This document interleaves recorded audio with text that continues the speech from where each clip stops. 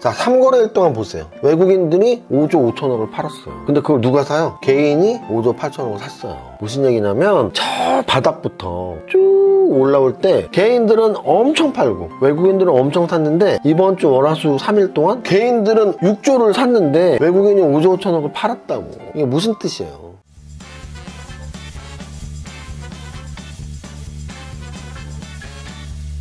대표님, 은정씨 왔어? 오늘 어디 가시나요?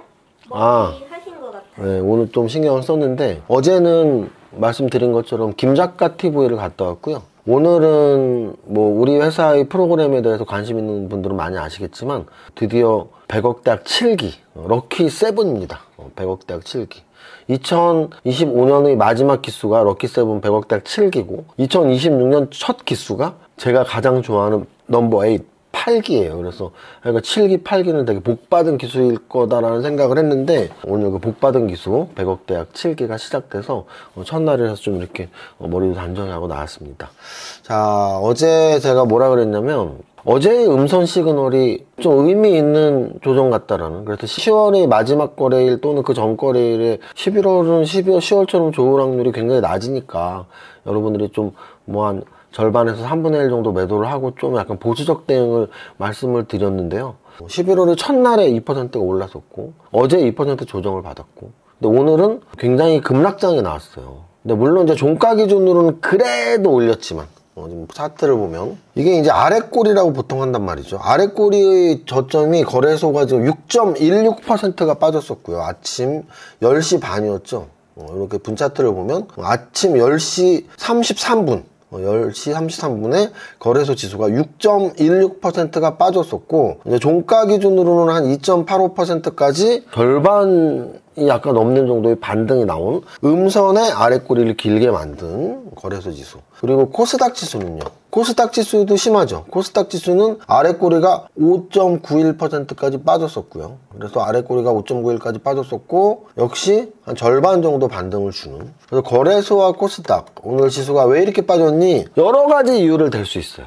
예를 들어서, 야, 어제 미국도 빠졌잖아. 근데 미국 이렇게 안 빠졌거든요. 근데 미국 왜 빠졌는데? AI 버블이래. 그래서 팔런티어가, AI 대장주 팔런티어가 실적이 굉장히 좋게 나왔는데도 빠졌어. 그래서 뭐 테슬라도 빠지고, 뭐 구글도 빠지고, 엔비디아도 빠지고, 그냥 빅테크들 다 빠졌어. 그래서 우리나라도 조정받은 거야 라고 하기에는, 그렇다고 장중 6%나 빠지나? 뭐 이렇게 볼 수 있는 거죠. 일본도 빠졌어. 그러면 이게 재료는 결국은 귀에 걸면 귀걸이, 코에 걸면 코걸이니까. 모든 호재가 잘 작동을 하는 이런 상승장에서 악재는 금방 짧게 지나갔었단 말이에요. 근데 오늘 악재가 원래 반응보다 훨씬 강하게 들어왔다는 얘기는, 이게 좀 고점에서 나타나는 징후들, 이 상승장의 초입에서는 악재는 반응은 또 잘 안 돼요. 매일 오르니까. 근데 이렇게 고점에서 악재가 크게 반영이 돼서 지금 차트를 보면 어제 2%가 떨어졌고 오늘 3%가 떨어졌으니까 이틀 동안 5%가 떨어졌거든요. 그럼 이 변동성이 굉장히 큰 거란 말이죠. 그동안의 조정이 이런 조정이 있었냐라는 거죠. 10월 달에는 음선이 2개인 적도 없어요. 9월 달에도 음선이 2개 연속이 아주 짧은 음선, 이거 마이너스도 아니고 플러스 음선이에요. 그러면 이렇게 급락을 할 수가 있냐 해서 할 수가 있죠. 왜? 많이 올랐으니까. 얼마나 많이 올랐다고요? 어제 기준으로 다시 말씀드리겠습니다. 어제 기준 또는 월요일 기준으로 10월 달에 20%가 상승을 했고요. 2025년에 70%가 상승을 했었죠. 오늘 기준으로 보겠습니다. 뭐 10월 달에 20% 오른 건 똑같을 테고, 아직도 올해 66%가 상승. 그래서 너무 많이 오른 게 악재일 수 있습니다. 그게 바로 구슬을 뽑고 다시 넣냐 안 넣냐와 같은 확률적 논리예요. 매일 오른다라는 건, 그것도 아주 가파르게 오른다라는 건 가파르게 떨어질 확률이 높아진다는 얘기예요. 천천히 오른다라는 건 천천히 떨어질 확률이 있는 거고요. 안 오른다라는 건 계속 안 오를 수도 있는 거고요. 그래서 차트를 보시면서 상승 추세, 하락 추세, 그리고 확산과 수렴 과정을 명확히 이해하셔야 돼요. 보시면 지금 상승 추세인가요? 맞습니다. 상승하고 조정받고 상승하고 조정받고 했으니까 상승 추세 맞아요. 그런데 이격이라는 게 있어요. 이격. 여기 21선 이렇게 타고 있잖아. 21선. 21선 타고 있었는데 너무 벌어졌죠. 심지어 61선하고 이렇게 벌어져 있어. 그럼 이게 단기 급등했을 때 나오는 차트 형상이에요. 5일선, 21선, 61선, 120선, 201선이 이렇게 벌어져 있었죠. 이게 이격이 벌어져 있다. 확산이라고 해요. 그럼 확산은 확산으로 끝나지 않아요. 계속 확산하면 달나라까지 가게? 그런 지수 없고 그런 종목 주가 없다고요. 확산이 나오다가 막 이후에 벌어지면 그 다음엔 조정이 나와서 수렴을 해요. 확산, 조정, 확산, 조정. 그래서 지금은 이평선의 수렴 과정으로 가고자 하는 조정일 것이다. 1차적으로 오늘 21선 방어를 성공했다라고 볼 수 있고 2차는 어디예요? 61선인데 이제 중요한 건 오늘 방어로 끝나고 다시 오르느냐 아니냐인데 저는 조정의 기간은 좀 더 있어야 된다고 봐요. 왜냐면 아직도 이평선은 굉장히 확산이 되어 있기 때문에 아직도 올해 66%가 올라 있기 때문에 그래서 조정 꽤 생각보다 한 번 더 깊게 또는 생각보다 며칠 또는 일주일 또는 열흘 또는 2주 3주 정도의 조정이 나올 수도 있으니까 야 이제 급락했으니까 찬스구나. 뭐 찬스야. 위에서 5% 떨어졌고 바닥에서 66% 올랐는데 어제 제가 2차 전지를 빗대서 말씀드렸죠. 저한테 가장 많이 2차 전지 사도 되냐고 전화하실 때가 2023년 7월이었고요. 꼭지를 치고 나서였어요. 결과적으로. 야 이제 나 안 샀었는데 야 이틀 동안 조정 많이 받았다 사야겠다? 아니 바닥 대비 지수가 66% 올랐고 고점에서 5% 조정받았는데 야 이제 5% 조정이면 끝났어 다시 가라고 말하기엔 너무 빠른 감이 있잖아요. 그래서 저는 어제 뭐 조정 또는 10월 말부터 조정을 말씀드렸다면 제가 생각하는 조정은 하루짜리 조정은 아니에요. 그래서 조금 더 기간 그리고 약간의 폭이 좀 더 필요한 조정 구간일 확률이 높다라는 거. 그리고 그 조정의 가장 큰 이유는 많이 올랐잖아. 그거 말고 뭐가 더 필요해? 10,000원짜리가 100만원 갔으면은 한 50만원까지 조정받을 수 있는 거 아니에요? 10,000원짜리가 100만원 갔으면. 10,000원짜리 100만원 간 게 있습니다. 조방원 전력기기 중에 찾아보세요. 10,000원짜리가 30만원 갔고, 10,000원짜리가 50만원 갔고, 10,000원짜리가 100만원 갔어요. 그러면 조정 있을 수 있죠. 어쨌든 그래서 지수에 대한 저희 뷰는 조금 더 깊은 조정 한 번 또는 조금 기간이 긴 조정이 나올 수도 있다. 이렇게 생각하시면 돼요. 비정상의 정상화라는 말을 제가 많이 쓰잖아요. 뭐가 비정상이라고 그랬죠? 26년 만에 월간 상승률 20% 오는 건 비정상이잖아요. 비정상이에요. 그럼 비정상의 정상화가 되려면 어떻게 해야 돼요? 너무 급하게 올랐으니까 급하게 떨어지는 게 정상화잖아요. 그럼 오늘 어느 정도 급하게 떨어졌는지 아세요? 사이드카라는 게 있어요. 사이드카. 거래소가 5% 이상 떨어지면 사이드카가 발동을 합니다.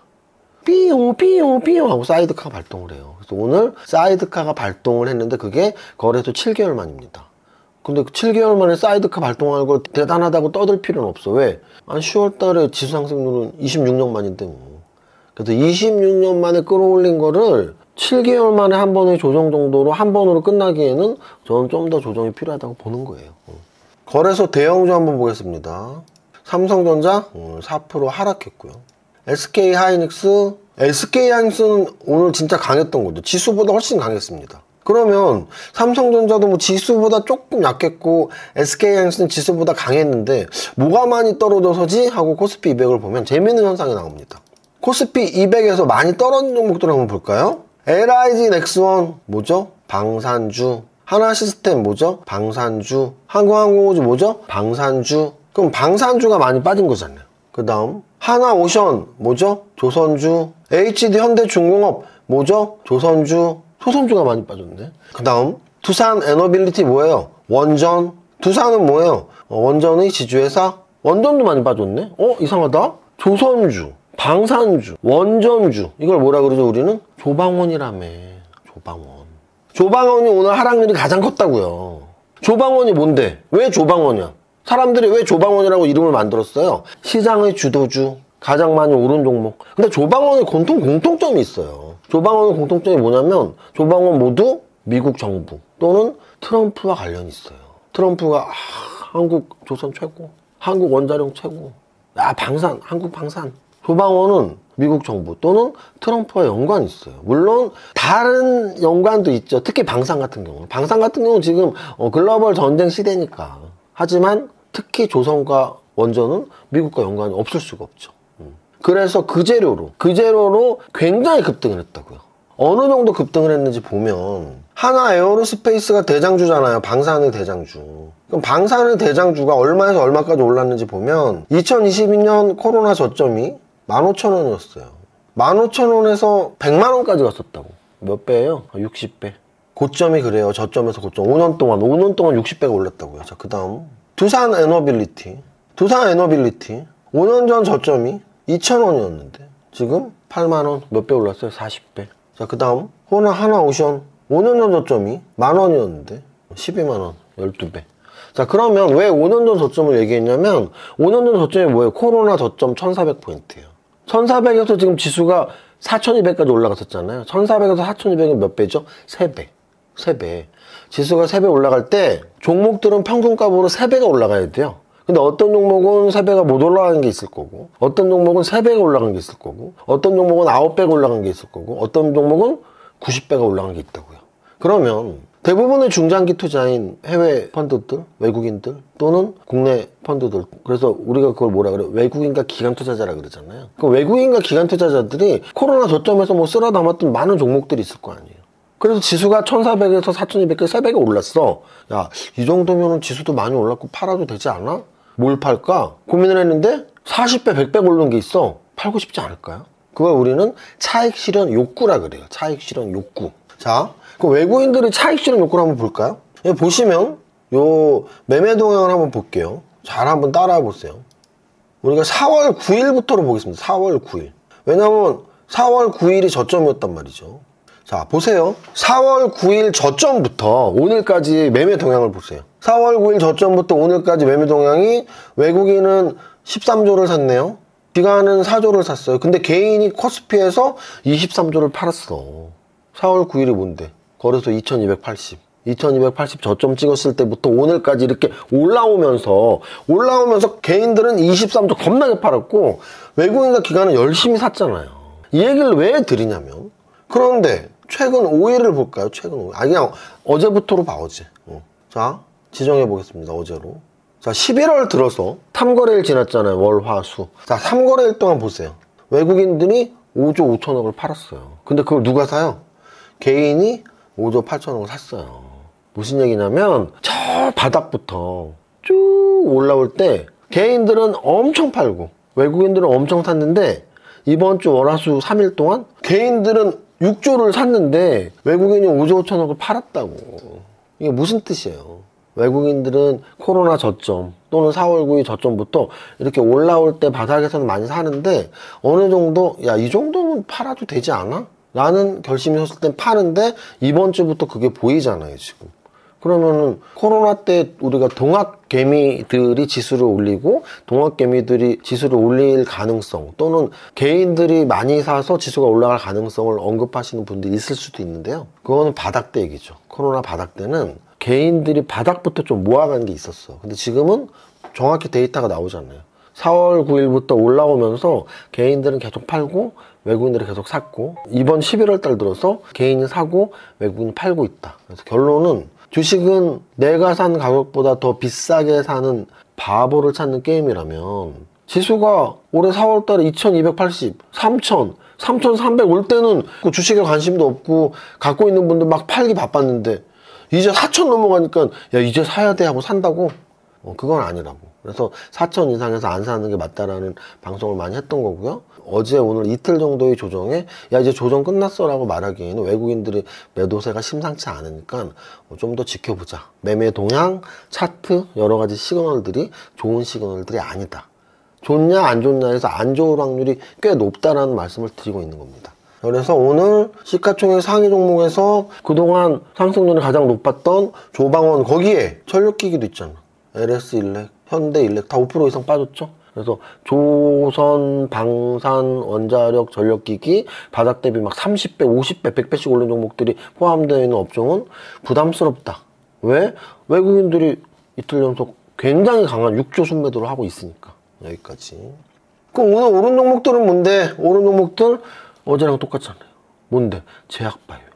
제약바이오 상대적으로 많이 못 올랐잖아. 못 올랐잖아요. 2021년 바닥이 얼만데? 15,000원. 지금 45,000원. 3배 올랐네. 보세요. 오늘 상승률 제일 높은 한올바이오 파마가 2020년 바닥이 15,000원인데 45,000원. 3배 올랐잖아요. 지수가 1,400에서 4,200 3배 오를 동안 얘 딱 3배 올랐어. 네이버 2010년 바닥이 14만 원이야. 지금 27만 원이야. 2배 올랐네. 그래서 저는 네이버를 이뻐라 하고 있습니다, 지금. 대형주에서 네이버를 이뻐라 하고 있고요. 그게 오늘 네이버가 올라간 이유예요. 바닥 대비. 지수 2배, 3배, 4배 오를 때 20배, 30배, 40배 오른 종목은 부담되고, 바닥 대비 지수 바닥 대비 2배, 3배 지수 오를 때 그 정도밖에 못 올랐는데 하는 종목들 중에 우량 종목을 찾아 나갈 시기다 라는 말씀을 드리는 겁니다. 그 다음 거래대금 상에 보겠습니다. SK하이닉스는 오늘 그나마 양선으로 잘 버텼지만 좀 지수가 좀 불편한데 라는 말씀.